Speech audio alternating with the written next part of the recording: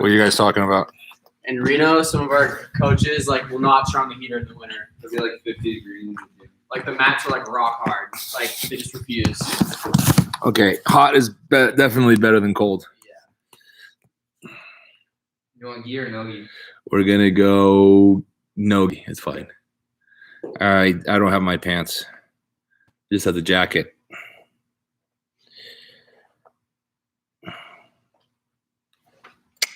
All right, so we're gonna go live here, and you guys can ask questions.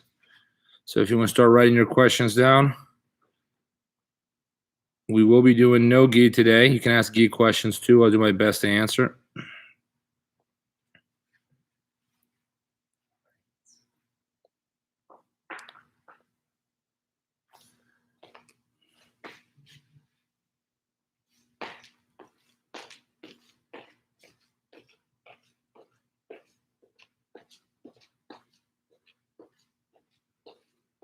All right, we are live, and today the dummy is Joey, and we're just waiting on you guys, really, waiting on the questions. All right, let's go.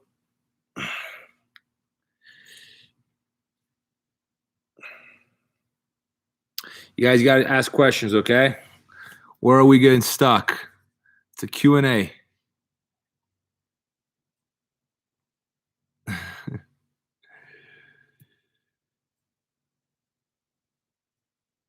All right. How do you isolate an arm or create an opening for a submission if your opponent is not trying to escape and crossing their arms to protect their neck? Oh, that's an annoying one. No one likes that one. This specifically applies to either sub only or if you're down in points in a match and must finish. That is true. Like that, those situations do happen under those two circumstances. So I'm going to give you guys some ideas on what to do with that person. I hate that person, by the way. A lot of times I just walk away and just leave that person on the mats because they clearly don't want to train. If you're showing up to the gym to survive, you don't want to train.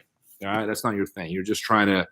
You don't want to hurt your ego by losing. In a competition, I can see that making sense in terms of submission only. It makes technical sense to do that, which is why I don't like it. And in terms of someone who's ahead on points, it makes strategical sense to do that, even though I also don't like it. All right, so I don't like that mindset, period. But, they have that mentality, whereas if I don't tap, I won. So lay down. So what can I get to get Joey moving, right? So side control just down a little bit. Right here. Okay. So what can I get? Joey's just crossing his arms across his neck. He's just not giving me much to work with, right? A lot of times they're doing this right here. So I'm going to show you one of my favorite submissions from here. It's whenever he's framing my neck. Joey's actually doing it correctly. He knows better. You can see his wrist is kind of deep and his hand is touching my trap. That's exactly how you frame. The good news is most people actually do this right here. So they're either placing the hand on the trap, right, or on the shoulder, sometimes on the chest, which is like a death sentence. You'd be surprised on how many people do this, even high level. We'll get to mount in a sec. We'll start with side control. We can get to mount, right? So what we're going to do is I'm going to bite the back of the wrist, and at the same time, I create a frame here for the elbow. So my elbow's got to be on his hip, and my hand pushes his elbow away. It forms like a triangle here, right, between his lat, my arm, and his arm. At the same time I bite, I'm going to go like this. So it's all happening at the same time, and then I'm just going to roll my shoulder in, right? It's a quick wrist lock. Even if you're a little further out, I can still get it. I just got to look in. And I catch him with that wrist lock, right? But sometimes his arm is in position. There's no wrist lock there. But he's still just doing he's just defensive, right? He doesn't want to move. One of the things I like to do from here is I'll grab the trap. In the gi, I'll grab the collar. No gi, I'll just grab the trap, and I'll just lean. I'll plink on my forearm. So two things are going to happen. He's going to tap, right, which is not the most common thing because it's not particularly difficult to defend this. But if he doesn't tap, he's going to have to move. So if I get this guy right here, right, and he begins to move, okay, well, I solved my problem, right? The problem was him not moving. And you ask me, Robert, what if it's mountain? Well, it's the same idea. So if I'm here, I think on my forearm, and it's very tricky to learn how to shift your weight because you're thinking pushing. Everyone thinks pushing. But if I push, no matter how strong my push is, it's only the weight of my arm. I have to learn how to shift my body weight on that forearm. So right now, there's no weight on my knees. You can't feel it. Joey can feel it. It's not always enough to choke, but it's always enough to get him to move. It's always enough to create something. So what I do is I plank on my forearm. That's what, yes, let it start moving. And now I can start looking for stuff, right? I can start looking for his hand, like the wrist lock here. I can start forcing him on his side. I can start looking for the head and arm. So just by attacking the neck in a very uncomfortable way, normally their arms move. Because the problem is that they have their arms very low. You can't armbar them, right? If the arm bars are very high, if the arms are very high, he can defend his neck, but he can't really defend the arms. Sometimes he's in limbo, so I have to force a reaction, right? I'll get my arm in there. I'll lean. Yes, I'll even try to choke here, like a modified Ezekiel Nogi. It's like a rear naked choke from the front. And then I don't always get the submission, but I always get the reaction, right? So if you're having problems getting them to move, leaning on the neck is a great way to get them to move. But I'm not going to lie to you. This is annoying. It does work. I don't teach it because if you're, I always think of jiu-jitsu as a form of a martial art. And in a fight, if you did this, you get elbowed in the head repeatedly. There's a reason why people don't do it in the UFC, right? So from a martial art perspective, this right here is useless, This is just, I want to survive because I want to win a tournament, which sometimes makes sense. Or I just got a big ego and I don't want to tap on the mats. The bad kind of ego, at least, right? People just don't want to get tapped on the mats. All right. What else? You guys got to bombard me with questions here. You guys know everything. This is the easiest group of people to teach. There are no questions. All right. Now they're coming. I usually get my hooks in last when I take the back. I don't have a problem getting the back and choking the neck, but they always seem to wiggle out before I can get to finish. Any advice? It's a very good question. One of the most common mistakes people make when attacking the back is that they focus a lot on the seatbelt and they forget about the hooks. It's an equally grave mistake to focus on the hooks and not the seatbelt. So when do you go for one and the other? And the answer to that question is depends on where you are, right? So when I'm in turtle position, right? When I'm in turtle position, what happens is what I'm normally trying to do is I'm normally trying to step. The problem with stepping foot first, I don't want to get my knee on the ground. Here's the upside. I'm in perfect position, right? I'm not falling off. I can sit here. I can attack the back from here. It's a very good spot. And then in May, I can punch. In jiu-jitsu, I'm perfectly well positioned. The truth of the matter, however, is getting that foot in there is not always easy, right? If it's wide open, I always step. Normally, I have to create something, right, to get him to move. Like I have to get him off balance. So one thing I like to do is I'll grab his hip on the far side. I'll block the knee. I'll just pull his butt to the ground. It doesn't always put him on his butt, but always get a reaction out of it. So one of his common reactions, he opens up his knee to find his balance. I open up your knee. Like, yeah, exactly. Now I can't put him on his hip, but now what? Now I can step. So I can create that reaction. Go back. Let's say I did put him on his butt, but he keeps his elbow on the ground. So in this case, I start fighting for his wrist. Once I get on his wrist, I'm much closer to his back. But if you notice, I have my knees on the ground. I don't put my butt on the ground. That's the mistake that a lot of you guys make, is that you guys put your butt on the ground too soon. You guys go here.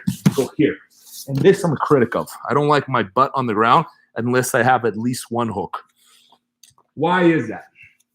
And this is where I think your question's at. If I go like this and I pull Joey on top, so they can see, and I don't have a hook, this is not difficult for Joey to defend. If I have double unhooks, even easier. In fact, Joey's very comfortable there because it's easy for him to block the neck and the hooks, right? If I have a seatbelt, I have the same problem. I'll be a little bit closer to the neck. But the most common thing to happen here is Joey just turns to his knees on the other side. Most common thing for me to do here is this right here, right? I climb up, I get high, and I end up in guard. If I had to rank, the most common mistake when attacking the back, it's that one right there, is getting too high when attacking the back. And that's one of the reasons why I don't like to put my butt on the ground without a hook. If I'm going to drag Joey to the ground, right? I mean, just even before we get to that, right? Like after I get a hook, my favorite way of getting Joey on the ground is with a power half. Power half is king, right? Back of the hand, the back of his neck. I get this guy, it's all over, right? I can guarantee to get him on the ground on my terms, right? So that's one option. The problem is when I can't get that first hook in. In the gi, I have some other options. No gi, a little more limited. And in MMA, I can start hand fighting him here, and he's guys concerned with what? With the punches. So when he starts really trying to free his arms here, a lot of times that frees up room for what? For the hook. So it's actually a lot easier to get the hook in MMA.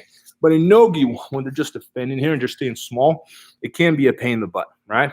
So one option here, and this is will be the sacrificial option. It's not my first option, but it's a very good option, is when I do go seatbelt, I do sneak my right knee in there. I'll show you guys a trick. So when you lift your head up there, Joey, when I put my shin there, I try not to put my shin on my weight on the ground. I try to keep my weight on Joey's leg. This gives me a little more support, right? I'm like planking on that shin. It hurts him a little bit. By itself, it's not going to do much, but it gives me a little more support as I go down, and I can always recover if I want to. Notice that I lace his leg down with my left leg. And now what I'm going to do is I'm going to pull his leg out as I kick my right leg in. And now I can get that hook in. So even if Joey's like got really good balance, I'm forcing him to come down with me. All right, so one more time. So once I go in here, 1, 2, I step with that outside hook, and I bring that knee in with my left foot is to facilitate my right leg. So by bringing his leg in with the left foot, I'm able to get the hook with the right, and here I'm on the back. It's very important here that I keep this sort of control. Don't get too relaxed in the upper body. You don't want him sitting up. You want to open him up, right? So when you're attacking someone's back, there's also a movement there of like almost like a deadlift. Like you have to drive your hips in. Problem people have the backs, they focus on hooks and the neck. They forget that the whole body is working. You should be driving your belly and your hip into your opponent's lower back the whole time you're attacking the back. It makes it harder for him to defend the hooks and harder for him to defend the neck, okay? But like as I said, as generally speaking, I don't like my butt on the ground without a hook. I think it's a bad idea. All right, next one. At what belt level do you believe you make the most progress? Why does the amount of time in a belt vary so much between facilities? It's very arbitrary. There's no universal rule for when someone should get promoted and what the criteria vary from gym to gym. So there's that. The one you make most progress is without a doubt white belt because you know nothing. So when you know nothing, everything is a lesson. When you become a black belt, it's harder to learn because you're more familiar with the lessons. You know, it's harder. There's less challenges in the gym. As you move up the ladder, you're not as challenged. And when you're not challenged, you're not really learning a whole bunch. So that's why white belts always learn faster. But to answer your question about the belt, I won't even think about it. It's just a symbol. It's very overrated. You know, it's like buying something you really, really want, and then you have, and it's like, oh, it's not as cool as I thought it was going to be. You know, so don't focus on that. Just focus on having fun. And a lot of schools are very hard on belts, and a lot of them are very easy. I would rather err on the harder side, in the sense where, you know, try not to give belts out too quickly. You know, of course, I don't expect everyone to be an athlete. You know, I've been criticized for both, too fast and too slow. You know, I go based on the person's potential too. You know, you get like a 55-year-old mom, you know, there's no point of holding her back on getting promoted. You know, and then you get the 22-year-old who's got potential to be a world champion. Why are you in a hurry to promote him? You can't compare the 22-year-old without a life to the 55-year-old mom. They're very different students with very different ambitions. So I don't apply the same standard. I'm normally as harder on the younger one, even though they might be able to beat everyone at the gym. The expectation for them is a lot higher, so the standard has to be higher as well. Okay? All right. Can you show us your most successful guard pass for no-gi? Yes. I got something on my mind. It's easy. All right, so most successful guard pass. So right here, butterfly. There's a few. Like probably like the one I use the most is it's from butterfly. I put my toes on the ground here, guys. So I don't have my knees are on the ground, but I'm never gonna keep a whole bunch of my weight on my knees. My weight's gonna go on Joey immediately. So the weight shift is one of the most important lessons you'll ever learn in jiu-jitsu. I frame his hip here. It's not going to slide, don't worry, because most of my weight's not going to go on my hand. It's actually going on my elbow. My hand is just a reference point. So a lot of times when I teach this, people think it's going to slide, but I'm doing that right there to the other side, right? But my weight actually goes on the inside of my elbow. I'm attempting to open up that leg as I do this. And I move my weight off my knee, so my weight goes on my head and arms. So think of a plank, all right? Look at my left hand on the outside of the knee. So Joey, get stiff there, get hard, exactly. And I'm here, look, I lift. All right, that's number one. Very common thing to happen there is obviously Joey resists and he doesn't want to let me clear the leg so easily. So a very common thing for him to do there is for him to stay very rigid, like exactly, I can't turn him. So maybe even hooks that leg right there. This is very common too, and then I can't just easily pass to my left, which is always my first option.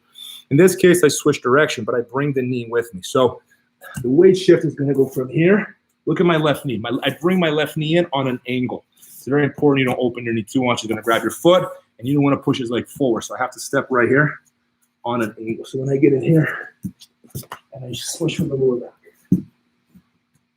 and I drive that knee across. Let me turn so you guys will see where I'm at. So once I'm in here, Okay, it's very important that I keep that foot hidden. A lot of people lift that foot in. That's normally when they get leg lock. Go back. I keep my foot hidden. And Joey's still going to try. You see guys trying to attack the leg even from that position. If you react in time, they're not going to be able to. But normally from here, if I win this head fight, I don't have the problem. If you really want to be safe, you go double underhooks. With double underhooks in this right here, I have all the options in the world. Straight to mount is a option. It's not the only one. I can always knee slice from there as well if you just want to keep it simple. Do it one more time.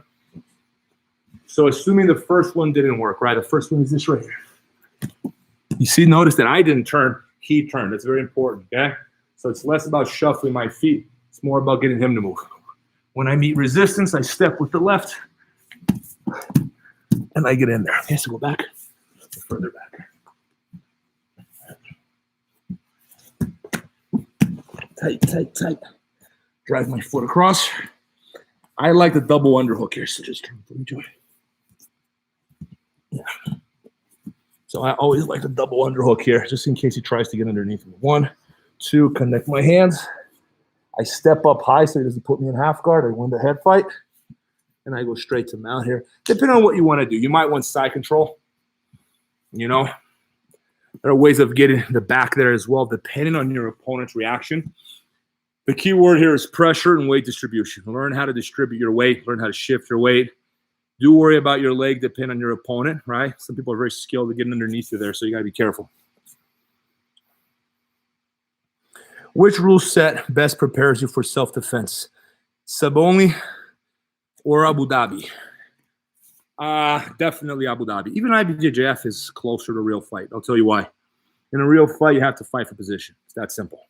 Watch the UFC. You're going to see more TKOs than submissions probably, and there's a reason for that. Good position is important. The second you're not worried about top position, this is one reason why wrestlers have done so well historically in MMA, because wrestling is very simple. Wrestlers focus basically on one thing. Get on top, stay on top. Right? That's it. That's their only thing. Get on top and stay on top. That's what they're good at. They scramble, they fight for position. They're good at getting you down and holding you down. Simple as that is, it's a very important equation in MMA. And the problem with the submission only is that they got rid of that. Don't take my word for it. Watch it. You see less and less wrestling because strategically it doesn't make sense to wrestle, to blow your load on something that doesn't even, you're not even going to score points, right? So people not fighting for position is a problem.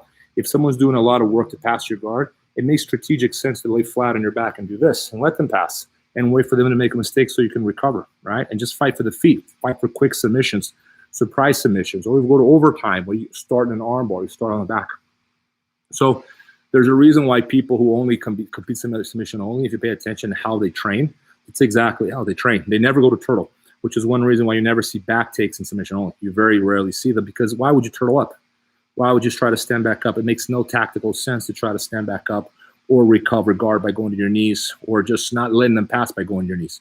So as a result, the back take, which is the most common position submission in or path to submission in ADCC, for example, you barely see it in submission only. That's because in ADCC, people turtle up not to have points scored on them, right? So the point adds an element of realism. You never think you would say that, right? On top of that, submissions are not a great idea in a fight. I'm going to give some advice. Submission is a great idea in a fight if it's only you two and no one else is around. Chances are the person you're fighting has friends, has family. Submission, again, put them in an arm bar is not a great idea in a bar or in a nightclub where most fights take place anyway. So I would keep that in mind. Jiu-jitsu is a very efficient form of self-defense, 1 versus 1, but most situations are not always fighting by yourself. So you got to keep that in mind. I would rather be in position to hit and run than to actually be on someone's back choking them, unless I were very confident that there were no one else involved in the situation. No one's going to intervene. Okay, you gotta keep that in mind. I think self-defense is a very dangerous category, and there's a lot of nonsense out there. Best form of self-defense is track and field. Never forget that. Okay. All right. Should children take no-gi or should children focus on gi? You should do both. I've always been an advocate of both. I never seen a good reason why you should train only one. I think that most gyms will focus on gi for children. It's more traditional. Parents perhaps are more comfortable with it. I've always trained both. I've always taught both. My classes in my gym are about 70-30, 70 gi, 30 no gi. And that's because most people prefer it's more of like me assimilating the market, right? Just the market prefers the gi. But I make an effort to get all my beginners to train the gi, no gi at least once a week. I think a lot of the problems come from someone only trains no gi. It's very difficult for them to take their gi off, and then when they're only doing gi, they don't only doing no gi, they don't want to put the gi on. So it's a matter of like when you first start training, if you do too long the same thing, you don't want to be a beginner again and get your butt kicked. And that's the real problem. It's just a matter of like going from being an expert to not being an expert. You're really good at this, and then you put your gi on and you go back to square one, which you're not staying there for very long. If you're a no-gi grappler, you pick up gi very quickly and vice versa. It's just a matter of, time. But to answer your question, always both. All right. Chris has got a question. What is something you think about jiu-jitsu that you think few people would agree with you on? Well, everything. It's about everything I say. Be more specific, Chris. All right. Okay, Eddie Charles got a question in Portuguese. I'm going to try to translate.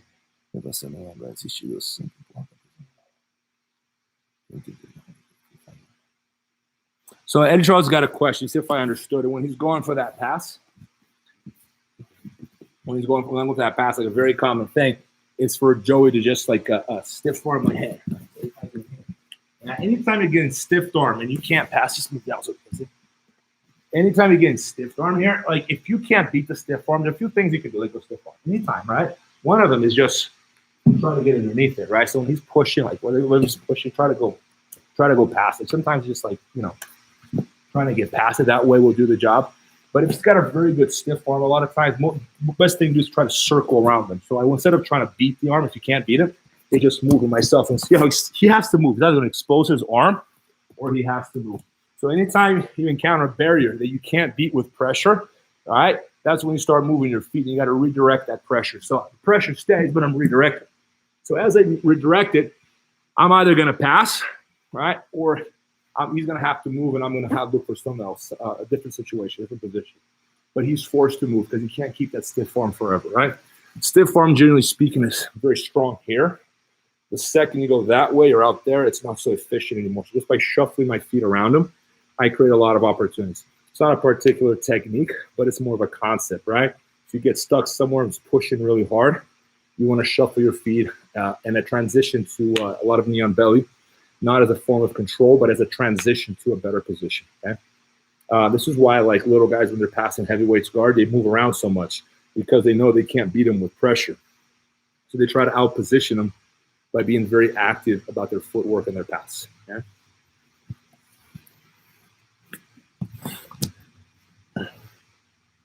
So something that approach to an instruction more specifically. Let me see here. I think that one thing that a lot of jiu-jitsu schools do wrong, in my opinion, is that there is a hyper focus on like the wrong kind of drilling. That's one thing. I'm like talking about something that I believe that is a little controversial. For me, I always like to compare jiu-jitsu to an argument, right? It's an argument. So there's a push-pull kind of a confrontation, right? I do this, you do that. We're fighting, right? It's an argument. For you not to argue back, I think it's good practice if you're just getting started, right? You get to practice a new one. There's no resistance, there's no feedback. That makes sense if you're just getting started. But sometimes I see world champions going for like basic passes and there's no resistance for the person on bottom. Like my favorite example is the one they just shuffle their feet around. I don't see that working in a fight. Like I see this one all the time. I think it's a waste of energy, personally. This one right here. So if Joe is in my guard, when I'm passing Joey's guard, you see guys do this right here. And then I'm working my leg drag. I'm thinking, I have never, in 20 years of jiu-jitsu, I've ever seen anyone pass anyone's guard like that, right? Now, you're warming yourself up, kind of like jogging. There's a benefit there, but you're not making your pass better. If you want to work your leg drag, you have to ask Joey to give you like 30, 40% resistance. You have to make it somewhat realistic, with a little bit of a fight. And if I get some feedback from him, then I can actually practice and with realism, right? Because I need the feedback from you to really understand the move. Wrestlers drill like this. I like that. I think that the no resistance kind of drilling is only meaningful when you're a beginner. At some point, it's just kind of you're just wasting your time and energy. You need the feedback, right? You need that resistance in order to improve on the move. Okay. What else in terms of methodology? I believe there's a psychological element that is probably the key equation for everything. I try to talk about it, but like I find that most people don't care about it. They don't think it's important, or they acknowledge it, it's important, but they don't see that they actually have to work on it to get better, right? So people talk about like, oh, I know that mind is the most important thing. Like, oh, but are you working on it? And they don't know how to work on it. So I try to talk about that. Like I always talk about the importance of visualization and of dreaming. You have to dream jujitsu. You have to think about it a lot. You get better at things that you think about a lot. You become more aware, right, of all the situations that are likely to occur. And that actually improves on you, whether you realize it or not. Just spending a lot of time thinking about it is a huge help. Makes you confident too, because you keep doing it in your head over and over. So that's one thing I talk about. Another thing I talk about that's not very common is, for people that want to be successful in grappling, is surround yourself with the right people.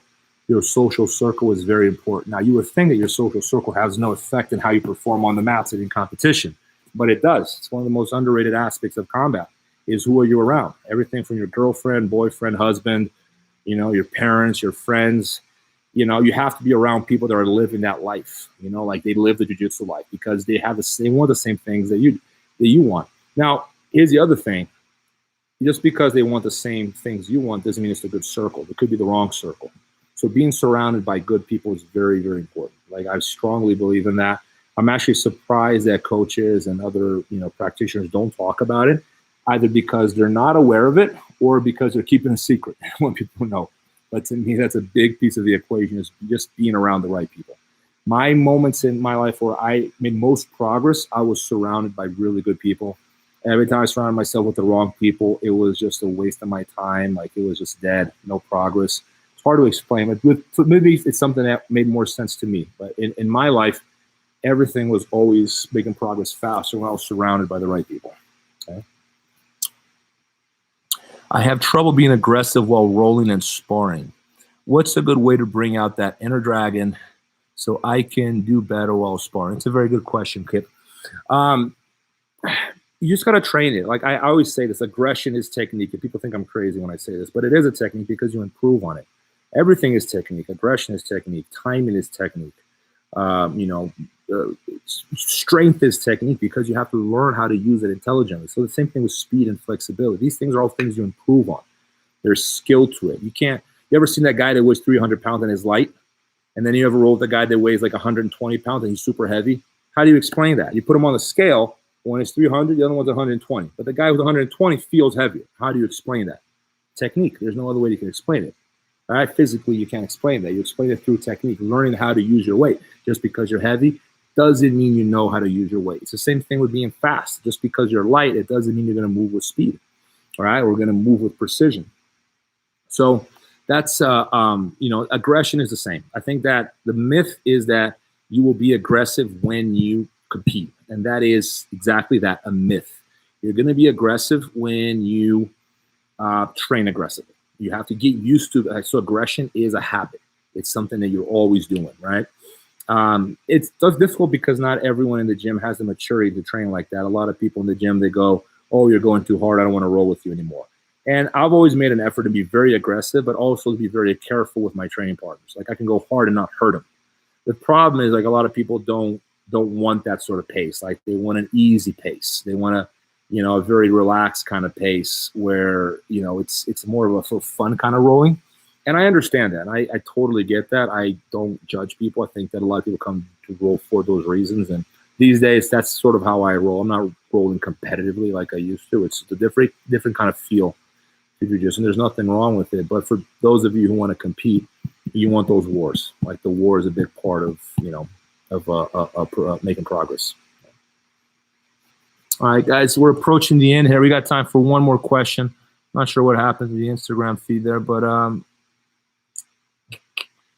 okay, Alex, is your academy opening this month? If so, what changes will you be making? I don't know what changes we can make. We do Brazilian Jiu-Jitsu. It's the opposite of social distancing. So I don't know what people are talking about making phase 1, phase 2. People are talking, I don't even know what they're talking about. Maybe that applies to everyone else. It doesn't apply to us. I plan on opening my gym May 18th. I think May 15th is the day where small businesses are going to go back to work. So that's a Friday, I believe. So I'm just going to open it on Monday, okay, May 18th, and we're going to get back to work. Unless the governor says something that we can't open, or going to, shut me down if that's the case. But I plan on being back in business May the 18th, and I'm hearing the same from a lot of other business owners. I think we just move forward. I think that's the best we could do right now, and hope for the better. Just try to stay healthy and clean and strong immune system, and there's not much else we can do, guys. Okay, I think this virus is here to stay. I think it's going to be like the flu. It's just not going anywhere. It's something we deal with once a year or throughout the year, whatever the case. It is what it is. All right. Okay, team. I know some of you guys still got questions. All right, we hit our 30-minute mark. I would love to see you guys again. Today is Wednesday, right? Yeah, Wednesday. So on Thursday, tomorrow, 5 p.m., we're doing this one more time. I'll be here if you guys are here. All right. Love you guys. Stay healthy out there, and I'll see you guys mañana. Ciao.